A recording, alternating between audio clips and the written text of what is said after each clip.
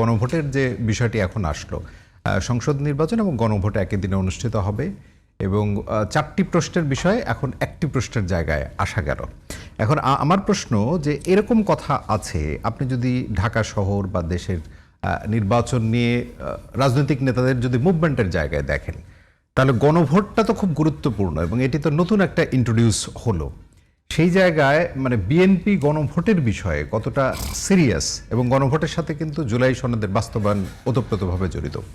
আপনি কি মনে করেন যে মানুষের মতামত এই গণভোটের মাধ্যমে মানুষের অংশগ্রহণ কীরকম হবে? প্রথম কথা, দুই নির্বাচন একই সাথে, এবং এর মাধ্যমে আসলে সামনের দিকে সংবিধানের যে সংস্কারের জায়গা বা একনায়কতান্ত্রিক বা স্বৈরাচারী শাসন না ফেরার কারণে যে ঐক্যমত্য, সেটি কতটা প্রতিষ্ঠিত হবে সামনের দিকে?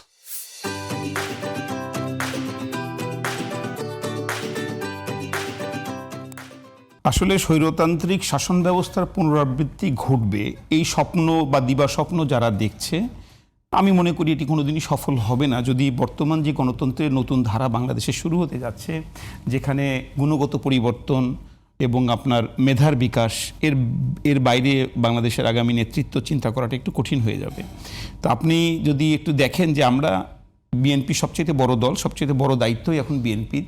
তো বিএনপি যে জুলাই সনদের মধ্যে যে সংস্কারগুলোর দাবি করা হয়েছে, এই সংস্কারগুলোকে বিএনপি তো অস্বীকার করেনি, এবং বিএনপি এই সংস্কারগুলোকে একটি ইয়েতে এনে, একটি প্রাতিষ্ঠানিক অবস্থায় এনে এটা সংস্কার করতে নিজেরাই আগ্রহী। যার কারণে আমাদের দলের যে 31 দফা, আপনি 31 দফাতে দেখবেন যে এর কোনো সংস্কারই 31 দফার সংস্কারের ভিতরে নাই, এমন কোনো ইস্যু আপনি খুঁজে পাবেন না। সেটি হতে পারে রাষ্ট্র ক্ষমতার ভারসাম্য, হতে পারে সংবিধান সংস্কার, হতে পারে আইন সংস্কার, হতে পারে মিডিয়ার স্বাধীনতা, সবগুলোই দেখবেন আপনি যে 31 দফার মধ্যে আমাদের এগুলো ক্যাটেগরিক্যালি সব বলা আছে। এখন এখানে যে বিষয়টি হলো যে ঐক্যমত্যের যে জনাব মাহবুবুর রহমান, এই জায়গা থেকে আমি প্রশ্নটা করি, মানে বিএনপি বরাবরই এই কথাটা আপনি যেটি বলছেন যে বিএনপির যে 31 দফা সেটি অনেক আগে দেয়া, এবং তার প্রতিফলন আসলে এই যে কি বলা যায় ঐক্যমত্য কমিশনের যে দীর্ঘ আলোচনা, এবং তার মধ্যে যে জায়গায় আসলে সবাই মিলে একমত হলো, আপনারা বরাবরই বলবার চেষ্টা করছিলেন সেটি 31 দফার মধ্যে আছে। এখন যদি ধরেন গণভোটে হাঁ বা না, আমরা ধরে নিতে পারি যে হাঁ জয়যুক্ত হবে, সেটি আপনার মনে করছেন, এমন আলোচনাও তো আছে যদি হাঁ জয়যুক্ত না হয়, তাহলে এই যে প্রয়োজনীয় সংস্কার সেটি কি কিভাবে বাস্তবায়িত হবে? মানুষকে আবারও আস্থাহীনতার জায়গায় যাবে কিনা? হাইপোথেটিক্যাল আমি প্রশ্ন না, আসলে এটা তো আমরা সারাদিনই আলোচনা শেষ হবে না, কখনোই সারাক্ষণ চলতেই থাকবে। রাইট। তো আমি ওই জায়গাতে তো যাচ্ছি যে আপনি এই রিস্কটা কেন দেখছেন, যে যদি এখানে হ্যাঁ জয়যুক্ত না হয়, যদি না ভোট যদি জয়যুক্ত হয়, তাহলে সেই ক্ষেত্রে এই রিস্কটা কেন দেখছেন যে সংস্কার হবে না?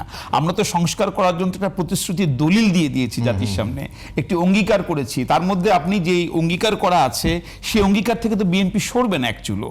সেটা বিএনপি যথাযথ বাস্তবায়ন করবে, যা জুলাই সনদের সাথে বলতে পারেন। বিশেষ করে সংবিধান সংস্কারের ক্ষেত্রে তার কিছু নোট অফ ডিসেন্ট ছিল, পরবর্তীকালে ঘোষণার যে আদেশ, নোট অফ ডিসেন্ট তো আপনি এটি আগামীতেও আলোচনায় থাকবে। এটা তো উধাও হয়ে গেল, বিষয়টা তো এমন নয়। কারণ নোট অফ ডিসেন্ট বিএনপি যদি আগামীতে সরকার পরিচালনার দায়িত্ব জনগণ দেয়, তো অবশ্যই বিএনপি সেই নোট অফ ডিসেন্টগুলোকে অবশ্যই আমলে তখন বাস্তবায়নের আদেশে কিন্তু সেটি উল্লেখ করা নাই, মানে সেটি আর পরবর্তীকালে না। এখানে কিছু তো ধূম্রজাল আছে, এখানে তো পরিষ্কার না বিষয়গুলো। আমরা এখন যে কোনোভাবেই বিষয়টা কি শেষ করা দরকার। এখন এটা নিয়ে যদি বিতর্ক চলতে থাকে, এই বিতর্কের কোনো শেষ নাই। মাহবুব ভাই, আপনি খেয়াল করেছেন কিনা যে বিএনপির খুব উচ্চ পর্যায়ের নেতা, গণমাধ্যমে এরকম খবর আছে, বিএনপির সেটি আসলে স্ট্যান্ড কিনা আমি ঠিক জানি না, আপনি নিশ্চয়ই বলবেন, যে অনেকে এমন কথাও বলেছে যে কোথাও রাজনৈতিক জনসভায় যে না ভোট দেওয়ার পক্ষে বিএনপি এক ধরনের প্রচারণা চালাতে পারে, এমন কথাও কিন্তু আছে।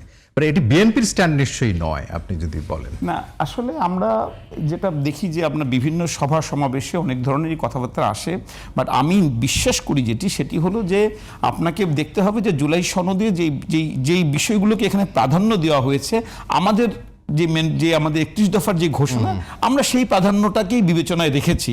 তো সুতরাং এখানে কোনো শুভঙ্করের ফাঁকি হওয়ার মতন তো কোনো অবস্থা নেই এখানে।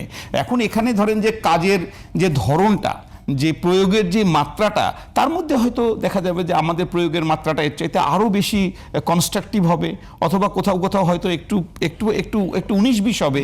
কিন্তু এমন না যে আমরা সংবিধান সংস্কারে সকলে সংসদে যারা থাকবেন সকলের মতের বাইরে গিয়ে সংসদ এটা এটা এটা হবে, এমন তো নয়। নিশ্চয়ই এখানে তার যে নিয়ম আছে, যে যে যে যে তান্ত্রিকতা আছে, তার ভিতর দিয়ে হবে।